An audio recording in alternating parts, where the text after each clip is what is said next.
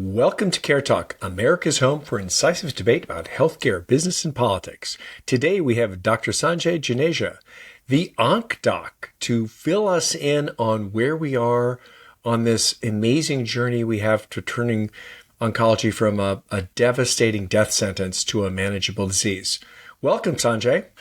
Thank you so much for having me and discussing this topic that I know kind of sits in the back of many of our minds, but lots of reasons for optimism, in my opinion.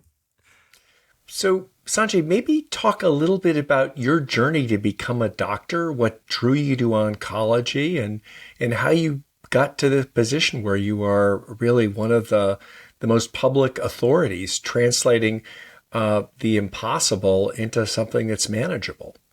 Yeah, so it's funny you ask because it's a story that really I saw that you have a doctor of philosophy, and when I was growing up, I really wanted to be a science teacher, a middle school science teacher, and I loved the concept that you could be taught something that you just all of a sudden quote unquote see, right? Like even the turning speeds around a street like is based on the friction of your wheels, and when you appreciate all of these things, you appreciate life more.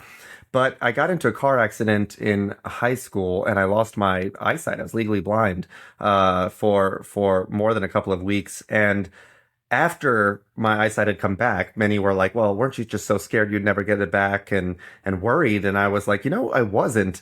And at first I was, proud, like, oh, I wasn't worried. And then I really dissected, like, how come I wasn't worried? I was 17. I was an athlete.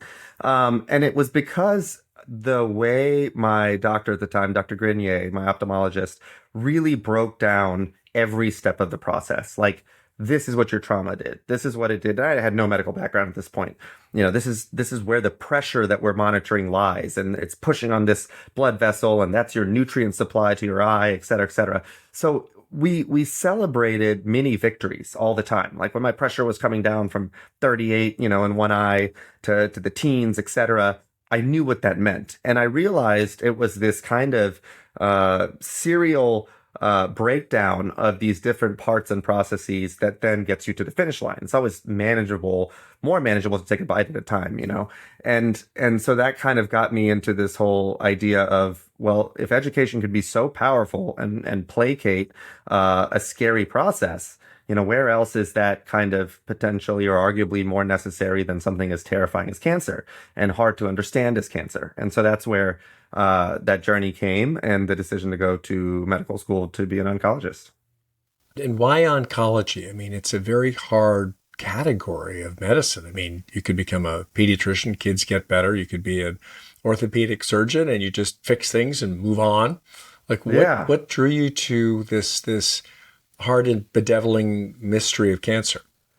I think the biggest part of it is just how, heterogeneous, as one would call it, or in other words, just how different all of the cases can be. I mean, when I learned that you can have the same cancer, the same stage, and have such different outcomes and experiences, that intrigued me. I love problem solving. My dad's an engineer and did, Six Sigma kind of quality improvement number stuff. And I'm like, surely that can be applied to something that otherwise has a lot of variability.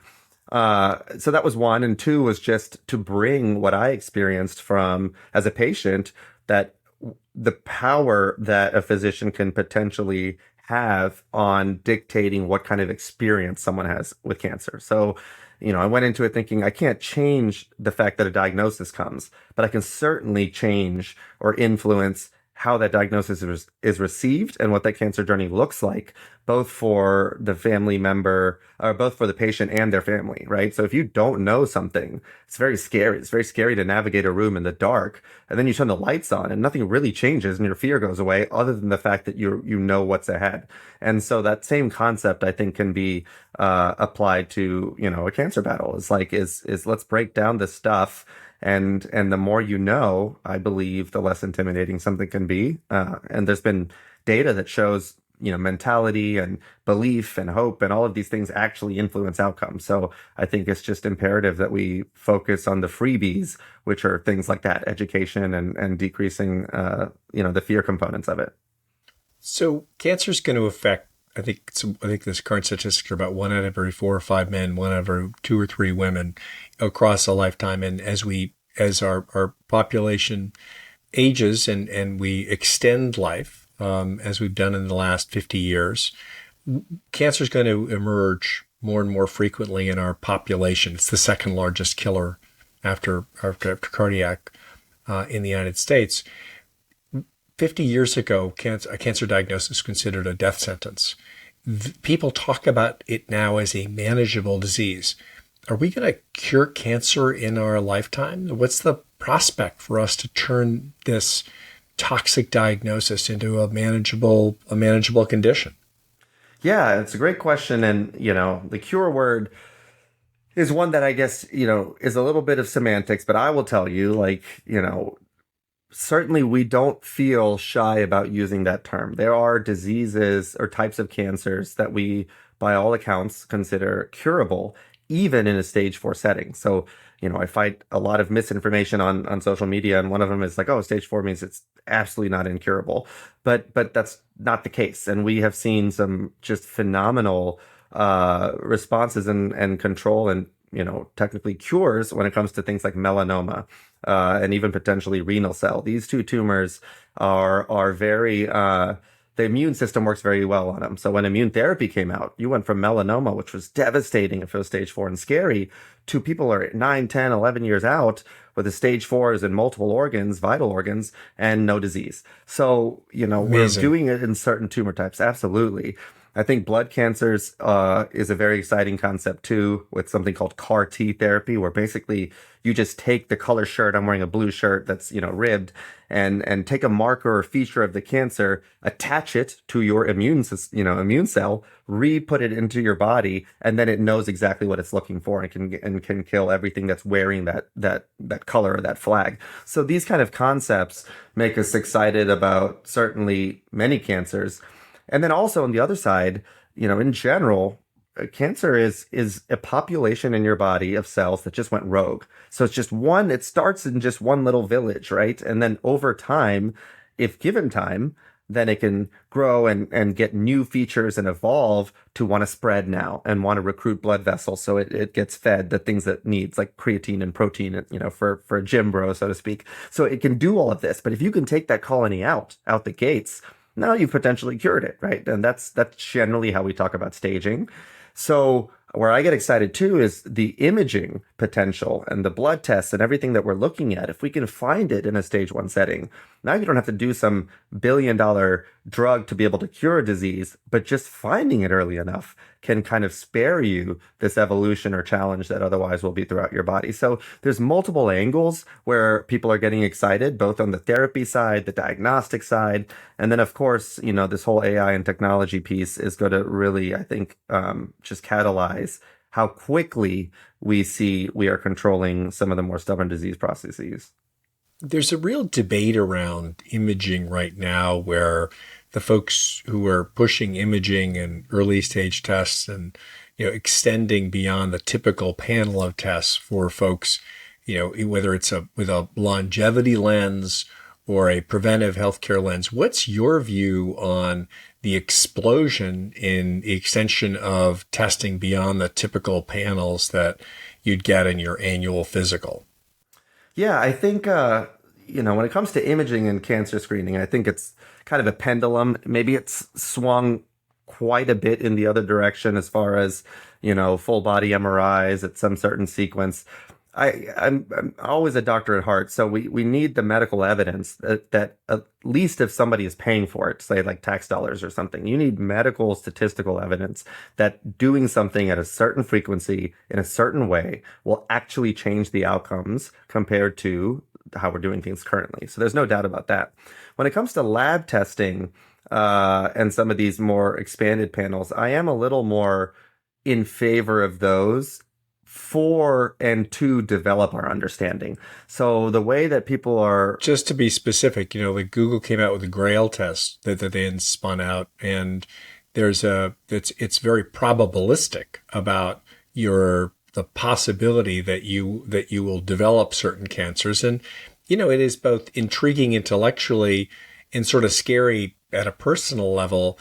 That's, I think, currently the most interesting thing that really isn't conventional, but is run through a conventional blood test.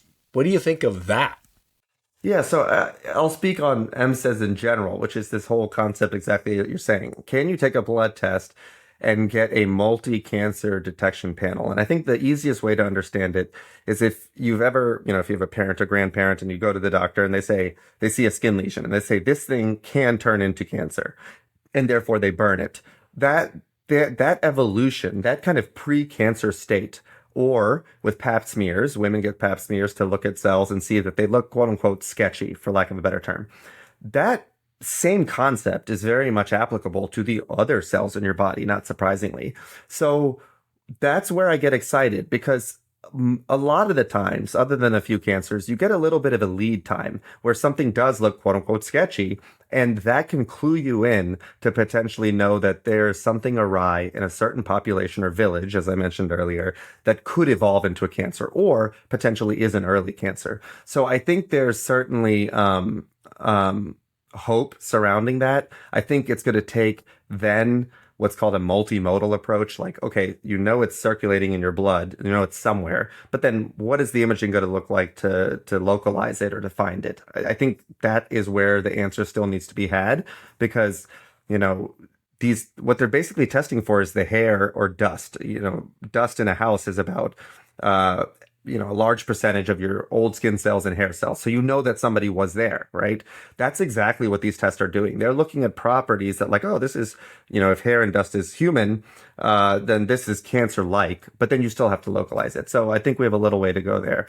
But you're hopeful. You're saying put the full body MRIs, maybe hit the pause button on that till the data's there, but on the blood tests that are still developing and we're getting better every day, pay a bit more attention there is kind of what you're if you were to grade them separately. Yes, I think the concept of lead time and having aberrant or quote unquote screwed up tissues and little flares that signify that is a very real thing because that's how it aligns with our understanding of the tumor evolution process. So in cancer, you've been a big advocate of patient empowerment, information, and engagement. Why? And what kind of an impact can that have for if my wife had breast cancer? Thankfully, she is cured as far as we at this point. We're very lucky. We got a lot of access to healthcare, but for the average person who doesn't have a background in healthcare, what's the responsibility of the patient family once you get a cancer diagnosis, and how do you execute on that? Yeah, I mean it's an unfortunate reality, but a real one, and that's that there is a disparity, or at least it is not congruent, the kind of care or a quote unquote elite or guideline, top level care is not distributed equally from, throughout the United States. And I do not believe in my heart that it's with intention. It's just more of a resource issue and a labor issue. We know there's a severe deficiency of oncologists, of healthcare staff. You hear about it all the time. And there's an overextension of taking care of patients because of how common cancer is becoming, as you had mentioned at the beginning of this podcast. So what that means is all of this amazing scientific discovery we're learning, and the guideline updates and the therapy updates and the diagnostic updates and all of this stuff that's coming out quickly in multiple tumor types. I wanted to reach the same places that I grew up, which is, and still live today, Baton Rouge, Louisiana, right? And I'm a person of color. But we know that certain demographics, depending on where they live, the color of their skin, don't get the same care, either to the time of diagnosis. Reliably don't get that access to care. Correct. And I think the only solution until someone proposes one is like, well, then let's make it collaborative and co-informed so that we can. I don't think it's malice on anyone's part to not deliver that. There are gaps that exist. That's a fact. So I'm kind of obsessed with this concept of why not participate? Like if you have the time and it's your family member or yourself, the accessibility to information is easier and more seamless than ever, especially with these frontier large language models like, ChatGPT, et cetera, which take their own caution, don't get me wrong. But information is accessible. So I think it's a band-aid of a solution until hopefully technology and the system can find a way to distribute the most elite kind of care that you would otherwise have to travel for or be fortunate to live in the area of to anyone that has a cancer diagnosis, because it's just not going anywhere. So you get a cancer diagnosis. What are items 1, 2, and 3 for a patient? Number one, you really have to know, like, you must know what kind of cancer it is. The flip side is also true. Like, don't be scared if you heard XYZ. If it's not your cancer, like specifically your histopathologic diagnosis, meaning like non-small cell lung cancer, adenocarcinoma. Like, that is a characterization that is far different than small cell lung cancer, right? So you have to know the kind of cancer. Number two, the management totally depends on the stage. So stage 1 is managed very differently than stage 3 and stage 4. Those are the two most important things. And the third thing, and this is my opinion, is you have to have a precision workup. And that means outside of just throwing it on a slide and looking at the histopathology, almost every cancer type, the guidelines recommend getting what's called the molecular pattern of this cancer. So these are features at a deeper level that we were not able to know, decades ago. Drugs are designed for these. Prognosis is determined by these. So those are the three things you definitely want to know: the tumor type, the stage, and have I gotten molecular next generation sequencing NGS testing for my cancer. And that cost of sequencing goes down by the day. And it's almost always covered by insurance. Correct. Just to reinforce the to-dos for the patients. So you touched on this earlier, but I wanted to return back to it, Dr. Sanjay. What's the impact of hope in terms of the arc of care and recovery? Like we tend to think of the ultimate sense of victimhood is when you get a potentially deadly diagnosis and the world feels like it's crashing in around you. If we could cultivate a sense of hope and courage in that moment, what's the impact of that in terms of the arc of the patient's outcomes? Yeah, and I just think this is so interesting. There are multiple pieces of literature and data that show mood, emotion, hope, belief impact your survival with a stage 4 cancer.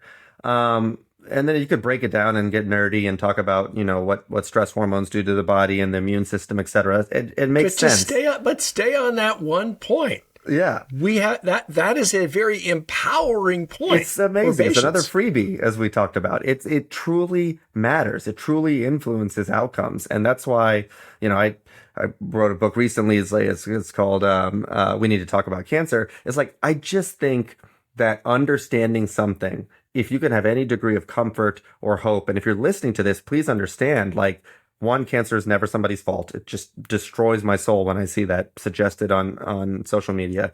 But two, that we live in a time where anything is truly potentially possible. So I couldn't say that even when I started my training, right, 10 years ago. So those two things alone, that hope matters. And if you're a loved one of someone with cancer, you want to bring that kind of confidence.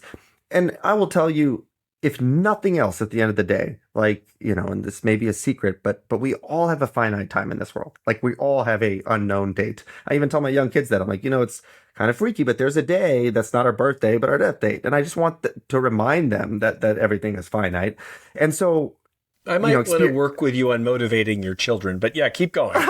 But the point is, like, you have a finite amount of experience and you have some control over dictating what that experience looks like, whether it's a cancer diagnosis or an autoimmune disease or other debilitating processes. At the end of the day, if there's any wiggle room or any, kind of toggle of up and down, you want to be in a position that's most, comfortable as possible. And I think a lot of that has to do with just understanding a disease process and being hopeful. And you have reason for it today. Oh, I think you hit on a really powerful point that 10 years ago, we didn't know that everything was potentially curable or manageable, depending on how you want to use those words in cancer. And now we do, and we get more hopeful things from diagnosis to diet to drugs to tools every day. They keep getting better every day. I guess as you think about, cancer isn't one thing, it's many things, even within the different organs that cancer will take hold, as you've touched on. What's going to help us accelerate and catalyze our ability to cure more cancers? This is why I actually, regrettably don't do as much social media as I used to. And it's because I fully believe that with this concept of artificial intelligence and pattern recognition, we will be able to greatly accelerate the way we understand things. Now, the thing that the aha moment for me was, I just can't believe that you can go to ChatGPT or Claude or whatever your frontier LLM of choice is, and I can't believe that it understands what we're saying just by understanding the pattern of the words. And it knows what to say just by understanding the pattern of what word comes next. That's literally how it can be such a linguistic, Svengali. There we go. Perfect. I couldn't think of a word big enough.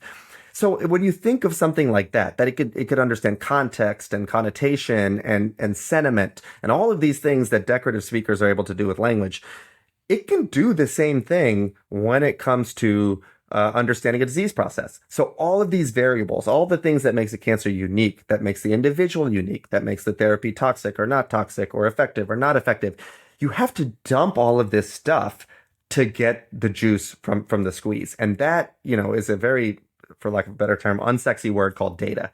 And data, when we talk about data, we don't mean social security numbers and all this sensitive information in a financial capacity. It's still sensitive. But if we can take all of the aggregate of tragedy that is from unfavorable outcomes of cancer, the only way we get better, which I get these questions all the time on social. Yeah, the whole thing's a farce. How come we haven't done better and it's been around for decades? You can't do better unless you can look at the past, right? That's why Waze and Google Maps can predict so beautifully and consider the time of day, that you're traveling, what day of the week. It needs all of that information, what time the school gets out. It's going to consider all of those to tell you how long it takes to get somewhere. We need that in cancer. And we're finally able to do that because of again, technical terms called interoperability issues. We couldn't talk to the data. We couldn't access the data. We couldn't be able to, harmonize it to be able to put it into Just things. To be clear, there's a lot of battles right now going on between Epic and interoperability. And I think this administration actually is uniquely aggressive in reinforcing access to data. But to your point, that deep data layer is how we can create models that then can test how precise we can be in diagnosis and cures. And it's a hugely important initiative. To your point, it's nerdy and complex and bureaucratic, but it's absolutely essential to feed the models. And I just, a slight adjustment to your point. Yes, they're predictive word machines and attention is all you need, the Google, but there is a massive amount of RHLF or human engagement in the reinforcement learning of these models. And so thousands of people are engaged in making sure the models can then tune and learn from the reinforcement with humans as well as these monstrously powerful machines, but they all require more and more precise data. And I think it's a brilliant call out for how we can accelerate cancer care. You're the doc here. Advice for people who don't have cancer, who want to avoid it. What can people do in their daily lives to avoid or reduce cancer risk? Look, there's no question, and I sometimes I'm joking, but wish it wasn't the case, only because I don't do enough of it. But exercise and mobility are unquestionably decreases your cancer risk. There was a study that showed only a couple years ago now that even 6 minutes of strenuous exercise, to where that heart rate goes up and you're panting, 6 minutes a day can go upwards of 25 to 5% reduction in your lifetime risk of cancer. And there's many massive. Massive. That's a massive reduction. Yes. Yes. And a lot of the question I get on social is, well, how come rates are going up? And is it this? You can theorize all the time. There's just no question about the physical activity level and, arguably maybe a more physically inert state that we are as human beings. So that's number one. That is not unquestionable. Number two, again, like, for better or for worse, but there's no question that alcohol increases your chance of cancers to any degree. Unfortunately to some, because before we was like, oh, it was 3 or 4 and that's okay, acceptable in a week, et cetera. But alcohol potentially injures the mutational kind of landscape of certain colonies on multiple cancer types. And then a third one, obesity. I just wish there were better answers, but this is where the science shows the most correlation, are these couple of things. It does increase your chance, especially like of breast cancer, et cetera, which is very challenging, to tackle all of these. But again, it's how we started this. Just take a bite at a time. If you're taking one bite, you are effectively decreasing your overall chance of cancer. And I think you always, I tell patients all the time, we do the best we can, and it applies to my life and I'm sure yours. And so those are some measures that people can take. And then just eat a diverse diet, bunch of greens, bunch of vitamin C, bunch of fruits. If you believe in microbiome and gut health and all of those things, you need to diversify the kind of intake you have and not just, have a chicken nugget diet like my kids. Keep bringing up my kids, but like I tell them, I'm like, do you want autoimmune disease? Do you want inflammation and, cancer risk? Like, you got to eat the green stuff and the orange stuff and the purple stuff, for multiple reasons. Well, I think you've given us a lot to think about and feel hopeful about for patients, for people, and for policy, Dr. Sanjay. So thanks for joining CareTalk. It was an honor. Really appreciate you having. For all of you out there in listener world, if you liked what you heard or you didn't, we'd love you to subscribe to CareTalk on your favorite service.